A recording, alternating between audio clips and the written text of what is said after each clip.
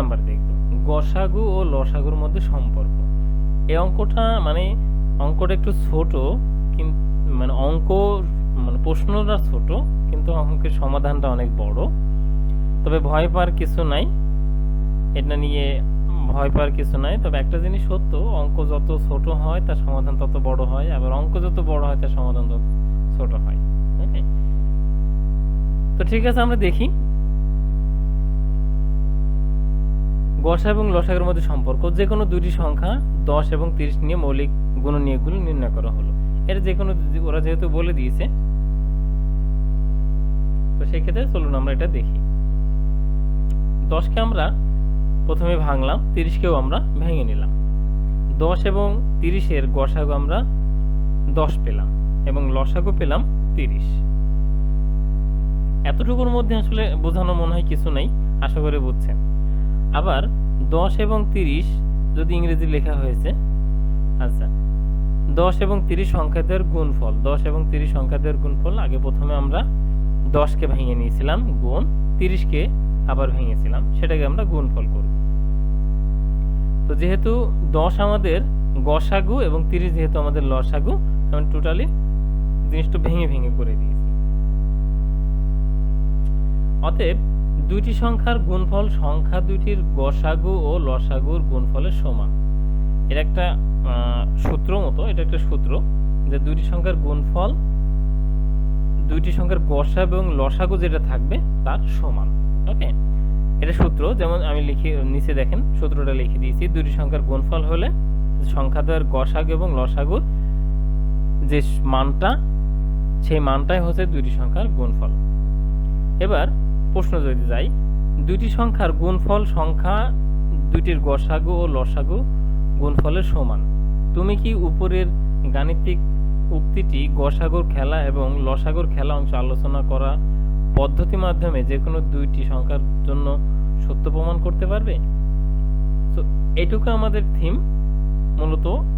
এটা যদিও একটু বুঝতে হয়তো কঠিন হচ্ছে, তারপর দু একবার আপনি একটু দেখবেন, বুঝবেন, প্র্যাকটিস করবেন, দেখবেন হয়ে যাবে। ভয় পাওয়ার কিছু নাই।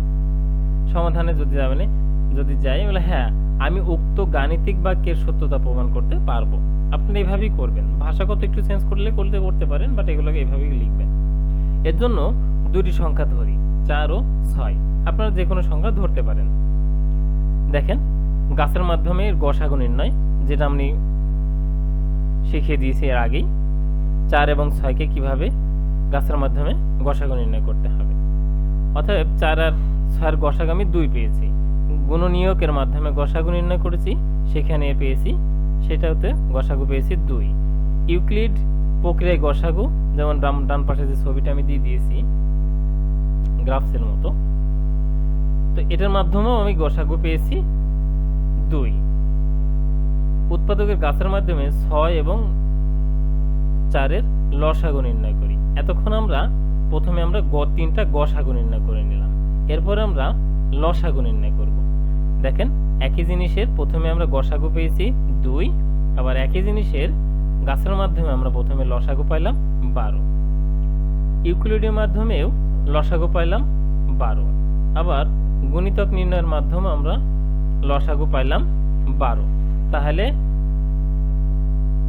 আমাদের গাছের মাধ্যমে, উৎপাদকের গাছের মাধ্যমে বা ইউক্লিডের মাধ্যমে আমরা প্রথমে গসাগু পাইলাম 2 এবং সেইগুলোরই লসাগু পাইলাম 12।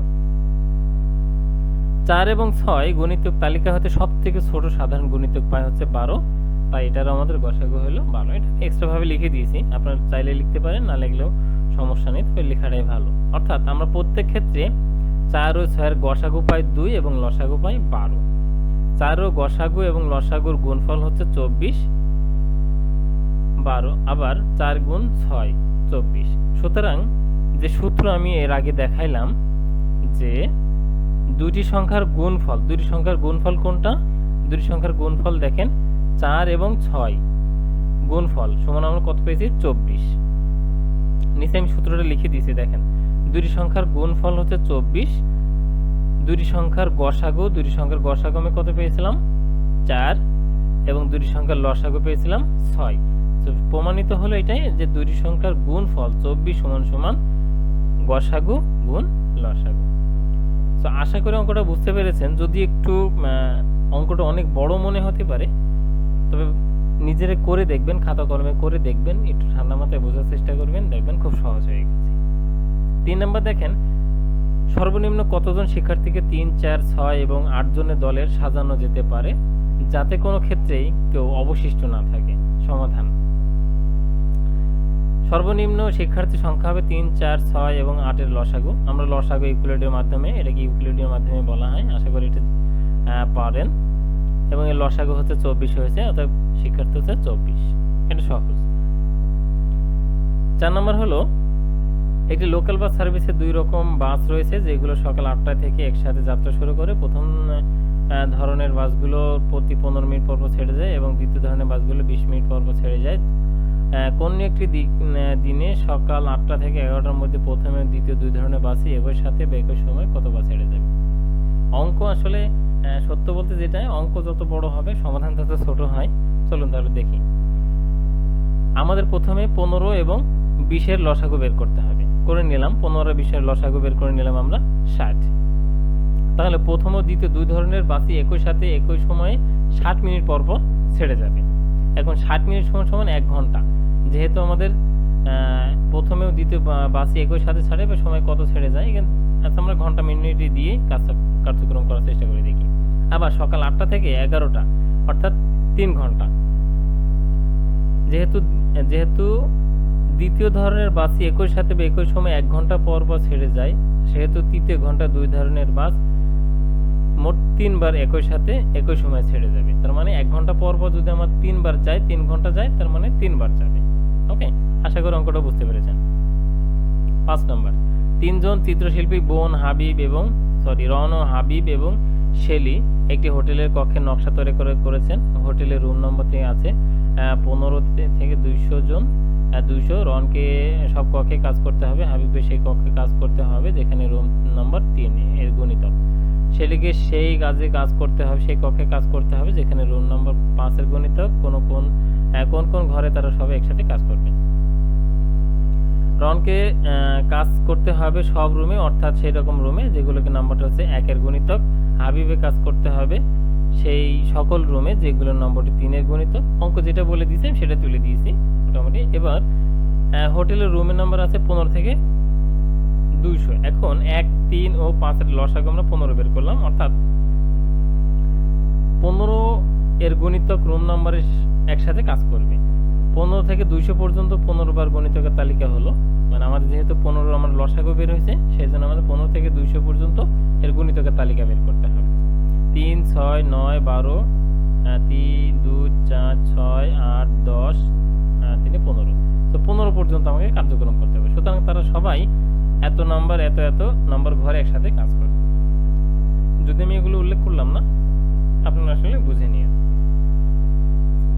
6 নাম্বার যাই। সারা প্রতি 6তম দিনে একটি শপিং মলে যায়। অ্যান্ডি প্রতি 7ম দিনে একটি শপিং মলে যায়। প্রথম 1 ডিসেম্বর থেকে গণনা শুরু করলে ডিসেম্বর জানুয়ারি মাসের মধ্যে কতবার তাদের দেখা হবে? ডিসেম্বর মাসের দিন আমরা যদি দেখি 31 দিন, জানুয়ারি 31 দিন, তাহলে ডিসেম্বর জানুয়ারি মাসের মোট দিন 62 দিন। এখন সারা প্রতিদিন 6ষ্ঠ দিন একটি শপিং মলে যায়। অ্যান্ডি 7ম দিনে যায়। 6 আর 7 গুণিতকগুলো আমরা বের করব, যেহেতু আমাদের 62, তো 62 বা 60 পর্যন্ত, এরপরে না গেলেও চলবে, তো পর্যন্ত গেলেই হয়ে যাবে। অর্থাৎ 6 এর 7 গুণিতক থেকে দেখা যাচ্ছে 62 দিনের মধ্যে সারা 42তম দিনে শপিং মলে একই দিনে যায়। মানে 42তম কেন হলো? দুইটা সংখ্যার সাথে আমার যেই দিনটা মিল আছে গুণিতকগুলো, সেটাই আমার সেই একই দিনে শপিং মলে যাবে। সারা ওই ডিসেম্বর জানুয়ারি মাসে মোট একবার একই দিনে মিলিত হয়।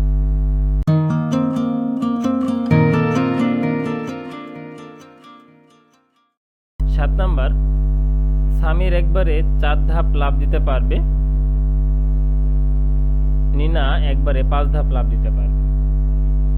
উভয় একসাথে লাফাতে শুরু করলো, কোন ধাপে উভয় মিলিত হবে? শুরু করলে কখন উভয় একসাথে মিলিত হবে? সমাধান। যে ধাপে সামির এবং নিনা একসাথে মিলিত হবে তা হলো 4 এবং 5 এর লসাগু সমান। 4 এবং 5 এর লসাগু হলো 20। 4 5 এটা যেহেতু আর ভাঙা যায় না, একই। সুতরাং তারা একসাথে লাফাতে শুরু করলো, 20তম ধাপে উভয় মিলিত হবে। দেখেন অঙ্কটা কিন্তু মোটামুটি ভালোই বড়, তো সেই ক্ষেত্রে সমাধান কিন্তু এক লাইন।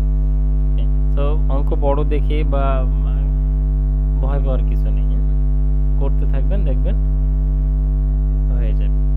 8 নাম্বার, অমিয়ার সপ্তাহের প্রতি দ্বিতীয় দিনে একটি সঙ্গীতের ক্লাস এবং প্রতি তৃতীয় দিনে পেইন্টিং ক্লাস হয়। কোন দিনে তার উভয় ক্লাস হবে? সমাধান, দ্বিতীয় দিন এবং তৃতীয় দিন, এই দুটো গণিতক বের করতে হবে। 2 ও 3 এর লসাগু হলো 6, সুতরাং সামি উভয় ক্লাস হবে ষষ্ঠ দিনে ক্লাস। 9 নাম্বার, আজ ফুটবল দল এবং বাস্কেটবল দল উভয় খেলা ছিল। ফুটবল দল প্রতি 3 দিনে খেলে এবং বাস্কেটবল প্রতি 5 দিনে খেলে। আবার কবে একই দিনে 2 দল খেলবে? তাহলে এই 3 এবং 5-এর লসাগু আমাদের বের করতে হবে। 3 এবং 5-এর লসাগু হচ্ছে 5। আপনারা এইভাবে গুণিতক আকারে করতে পারেন, অথবা ওই যে দাগ টেনে টেনে, আমি এর আগের অঙ্কগুলোতে যেভাবে দেখিয়ে দিয়েছিলাম, পাশাপাশি দাগ টেনে যেভাবে, আপনি যে কোনোভাবে আপনি লসাগু বের করলেই হবে, কোনো সমস্যা নেই। সুতরাং 15 দিনের মাথায় 2 দিনের খেলা একই দিনে আবার দেখা হবে। 10, তুমি প্রতি 4 সেকেন্ডে তোমার বন্ধুর দিকে তাকিয়ে একবার হাসো এবং তোমার বন্ধু প্রতি 6 সেকেন্ড তোমার দিকে তাকিয়ে ফিরে হাসেন। তুমি তোমার বন্ধু একই সাথে কখন হাসবেন?